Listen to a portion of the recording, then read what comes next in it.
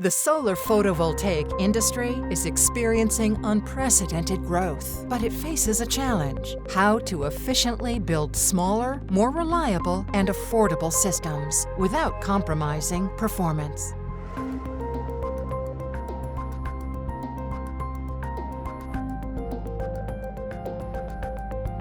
Microinverters are critical for optimizing solar panel performance, but they face several technical hurdles that can slow adoption.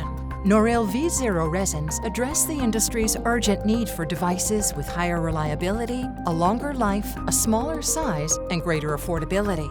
Laser welding microinverters minimizes secondary operations, reducing costs by up to 30% compared to traditional processes.